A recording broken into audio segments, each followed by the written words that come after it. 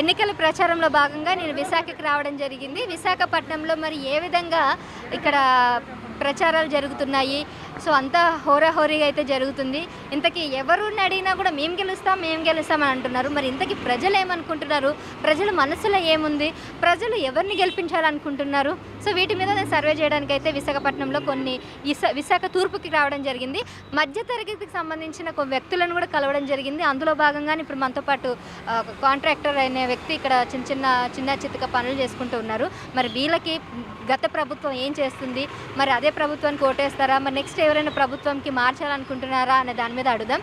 So నమస్తే అండి. నమస్తే అండి. సో మీరు కాంట్రాక్టర్ అని విన్నాను. ఏం కాంట్రాక్టర్ అండి? సివిల్ కాంట్రాక్ట్ సెంటరింగ్ చేస్తాం, లేబర్. Okay, labour. సో ఇక్కడ మిడిల్ క్లాస్కి అయితే ఏ విధంగా ఉంటుంది ఉపాధి విశాఖలో? విశాఖపట్నం ఉపాధికే పుట్టినళ్ళండి. మన చుట్టుపక్కల రాష్ట్రాల నుంచి కూడా నివసించడానికి విశాఖపట్నంకి వస్తుంటారు. దానికైతే తిరిగిలేదు. మన ఒరిస్సా నుంచి తమిళనాడు, కర్ణాటక, కేరళ మొత్తం చుట్టుపక్కల రాష్ట్రాలకి ఉపాధి ఏదంటే విశాఖపట్నం. అలాంటి ఉపాధిని కూడా గవర్నమెంట్ మారిన తర్వాత, మన జగన్మోహన్ రెడ్డి గారి ప్రభుత్వం ఏర్పడిన తర్వాత ఇసుక ఆపేయడంతో కార్మిక వాళ్ళకి ఉపాధి పోయింది. ఈ గవర్నమెంట్ మారితే మళ్ళీ పూర్వ వైభవం విశాఖపట్నంకి వస్తుంది. అలాగే రీసెంట్గా చూశారు కదా, 25,000 కోట్లతో డ్రగ్స్, టోటల్ ఇండియాలోనే ఎక్కడా లేని అంత డ్రగ్స్ మన విశాఖపట్నంలో దొరికింది. ఈ యొక్క ప్రభుత్వంలో గంజాయి కానీ, స్మగ్లింగ్ కానీ, రౌడీయిజం కానీ, రేపిస్ట్ కానీ టోటల్గా విశాఖపట్నంలోనే ఎక్కువగా జరగడం చాలా ఆశ్చర్యకరంగా ఉంది. గత ప్రభుత్వాల్లో అయితే ఇవన్నీ కట్టడిగా ఉండేవి. ఒక ప్రభుత్వ విధానాలు, చట్టం తాలూకా భయం అనేది ఉండేది. ఇప్పుడు అది మాత్రం కరువైంది. విశాఖపట్నంలో కరువైంది. పొలిటికల్గా అయితే మాత్రం విశాఖపట్నం టీడీపీకి కంచుకోట, మీకు తెలిసిన విషయమే. 151 సీట్లు వచ్చిన వైఎస్ఆర్సీపీకి విశాఖపట్నంలో 4 స్థానాల్లో. అంటే ఇంతకుముందు ఇక్కడ విశాఖకి టీడీపీనే ఉండేనా? టీడీపీనండి. మరి ఈసారి కూడా టీడీపీ. మన వెలగపూడి రామకృష్ణ బాబు గారు 15 సంవత్సరాల నుంచి ఆయనే ఎన్నికవుతున్నారు. ఇప్పుడు కూడా ఆయన విశాఖ తూర్పుకి. మీరెవరు కోటేస్తారు? మేము వెలగపూడి గారికి అండి. మత్స్యకార బిట్ అంతా మేము వెలగపూడి. మీరు లోకలేనా? మేము లోకలేనండి. సెక్టర్ 9 ఇక్కడే పుట్టి పెరిగింది ఇక్కడే. 3 సంవత్సరాల నుంచి ఆయనకే ఓటేస్తున్నాం. ఇప్పుడు కూడా 4వసారి ఆయనే గెలుస్తారు పక్కాగా. ఎందుకంటే ఆయన ప్రజల్లో మనిషి అమ్మ. మీకు ఒక రాజకీయం చేసే వ్యక్తి కాదు ఆయన. ఒక సామాన్యుడు మనిషిలాగా ప్రతి ఒక్కరితో కలిసిపోయే వ్యక్తిత్వం గల వ్యక్తి ఎవరంటే వెలగపూడి రామకృష్ణ బాబు గారు. ఓకే. సో వెలగపూడి రామకృష్ణ గారు గెలుస్తారని మీరు అంటున్నారు. కానీ అపోనెంట్లు కూడా చూసుకున్నట్లే పెడితే ఝాన్సీ లక్ష్మి గారు కూడా ఈ మధ్యన పోటీలో బాగా వస్తున్నారు. ఎంపీగా గెలవడానికి ప్రయత్నం చేస్తున్నారు. గెలిచే ఛాన్సెస్ ఉన్నాయని అంటున్నారు. ఇప్పుడు ఈవెన్ ఎంవి సత్యనారాయణ కూడా ఆయనపై టాక్ కూడా వినిపిస్తుంది. మరి అక్కడ కొంతమందిని అయితే మాట్లాడడం జరిగింది. వాళ్ళు ఎంవి సత్యనారాయణ గెలిపించుకుంటామని అంటున్నారు.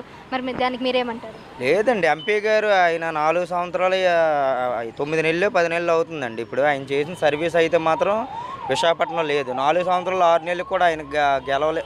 ఆయన వచ్చి ప్రజల సమస్యలు కూడా తెలుసుకోలేదు. ఇప్పుడు గెలిచి ఇన్ని రోజులుగా ఉన్న అతను ఏమీ చేయలేదు. ఇప్పుడు ఆయన దించాలని అయితే నిర్ణయం తీసుకున్నారు. ఇప్పుడు జగన్మోహన్ రెడ్డి ఏమీ చేయలేదు, ఈయన కూడా ఏమీ చేయలేదు. ఇప్పుడు ఎమ్మెల్యే సీటు రాగాలని ఆయన ప్రజల్లోకి వచ్చాడు. ఈ 3 నెలలు ప్రజలను ఏమన్నా నమ్మరు. 15 సంవత్సరాల నుంచి ప్రజల్లో ఉన్న వ్యక్తి ఎవరంటే వెలగపూడి గారికి మా మద్దతు. ఆయన కంపల్సరీ మళ్ళీ ఇంకొకసారి గెలుస్తారు. పక్కాగా అత్యధిక మెజార్టీతో గెలుస్తారు. 70,000 మెజార్టీతో ఆయన ఎంవీవి గారి పైన గెలుస్తారు. భర్త గారు కూడా. ఝాన్సీ గారు ఎవరమ్మా? ఝాన్సీ గారు అనేది విశాఖపట్నంలో ఎవరికి తెలియదు. బొత్స సత్యనారాయణ అయితే చాలా మందికి తెలుసు కదా. బొత్స సత్యనారాయణ గారు తెలుసు. టోటల్గా విజయనగరం వ్యక్తి కాబట్టి ఆయన. విశాఖపట్నంలో అయితే మాత్రం భర్త గారు 1,00,000 మెజార్టీతో గెలుస్తారు. ఆల్రెడీ ఆయన గెలిస్తారు. మెజార్టీ కోసం ప్రయత్నించడం. ఆయన ఇంట్లో కూర్చున్న 1,50,000 మెజార్టీతో పక్కాగా ఈసారి విశాఖ తూర్పు ఎంపీ గారు గెలుస్తారమ్మా.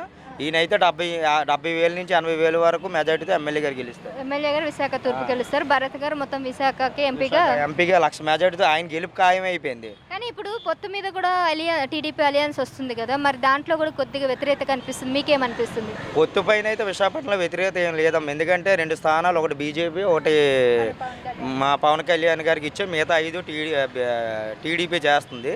పక్కాగా 7 కూడా అత్యధిక మెజార్టీతో గెలుస్తాయి. 100% పక్క. ఎందుకంటే ఆయన విశాఖపట్నం చేసింది ఏం లేదు. అప్పులు చేయడం తప్పించి బటన్ నొక్కడం, అప్పులు చేయడం, బటన్ నొక్కడం, అప్పులు చేయడం. అభివృద్ధి శూన్యం. 3 రాజధానులు, 23 జిల్లాలు ఉన్న మన రాష్ట్రానికి 3 రాజధానులని ఒక అపూర్వ కల్పన చేసి, నాటకాలు చేసి 5 సంవత్సరాలు ఆయన పరిపాలించారు. రాజధాని 3 రాజధానులు మనకెందుకమ్మా? టోటల్ ఇండియా 29 రాష్ట్రాలు, 29 రాష్ట్రాలకి ఎన్ని రాజధానులు? ఆలోచించండి, ప్రజలు కూడా ఆలోచిస్తారు. 3 రాజధానులు ఇటు 5 కోట్లు ఉన్న ఆంధ్ర ప్రజలకి 3 రాజధానులు అయితే మరి టోటల్లోనే ఎక్కడా లేదు. ఒకే ఒక దేశంలో ఉంది. అది వాళ్ళకి జరుగుతుంది. అది దేశం మంది రాష్ట్రంలో 3 రాజధానులు అన్నారు. మరి మీరు 3 రాజధానులు ఏం డెవలప్మెంట్ చేశారు? ఎక్కడైనా ఒక రాజధానికి ఒక పునాది వేసారా? ఏమైనా దానికి ఏమైనా బడ్జెట్ కేటాయించారా? ఈ 13 లక్షల కోట్లు ఎలాగైంది? 60 సంవత్సరాలు పరిపాలించిన మన ముఖ్యమంత్రులు కూడా ఆఫ్టర్ ఆల్ 3.5 లక్షల కోట్లు అప్పు చేశారు. ఈయన వచ్చి 13 లక్షల కోట్ల 25,000 కోట్ల రూపాయలు ఎంతో అప్పు ఉంది ఇప్పుడు ఆంధ్ర రాష్ట్రానికి. ఒక్కొక్క నెత్తి మీద 1,25,000 రూపాయలు అప్పు ఉందమ్మా. మీరు ఆలోచించుకోండి. ఒక వ్యక్తి మీద ఆయన చేసిన అప్పు అది ఎవరో తీర్చరు, మీరే తీర్చాలి. ఈసారి ఖచ్చితంగా మీరు టీడీపీ జనసేన బలపరచండి, ప్రభుత్వానికి మంచి రోజులు వస్తాయి. ఓకే, రైట్ అండి. సో ఇక్కడ ప్రజలు, మధ్యతరగతి ప్రజలు ముఖ్యంగా వాళ్ళు చాలా విసిగిపోయారు. గత ప్రభుత్వం నుంచి చేస్తున్నటువంటి పాలన ఏదైతుందో మాకు అసలు నచ్చలేదు. మధ్యతరగతి వాళ్ళు ఇంకా చితికిపోయారు తప్ప మాకు కొద్ది కూడా అభివృద్ధి లేదని చెప్పేసి వీళ్ళు ఆవేదన వ్యక్తం చేస్తున్నారు. ఇందాక అన్నట్టు కూడా ఎంవివి సత్యనారాయణ గారు ఇప్పటివరకు అభివృద్ధి చేయడం పక్కన పెడితే ఉన్న ఆస్తులని తాకట్టు పెట్టారు. అది మాకు చాలా బాధాకరం అన్న విషయం అయితే వీళ్ళు వ్యక్తం చేస్తున్నారు. సో టీడీపీ అలియన్స్గా రాబోతుంది కాబట్టి మా అందరికీ కూడా ఆనందకరమే, హర్షం వ్యక్తమైతే చేస్తున్నారు. ఖచ్చితంగా టీడీపీ అయితేనేమి, మనకి బీజేపీ అయితేనేమి, లేదంటే జనసేన అయితేనే ఎవరైనా ముగ్గురు కలిసికట్టుగా ప్రజలకి సేవ చేయడానికి, రాష్ట్రాన్ని అభివృద్ధి చేయడానికి కలిసి వస్తున్నారంటే ఇంకా చాలా సంతోషం అని చెప్పేసి కూడా అంటున్నారు. సో టీడీపీని గెలిపించుకోవాలనేది వీళ్ళ ప్రయత్నం అయితే. చూద్దాం ఏం జరుగుతుందో. ఓకే.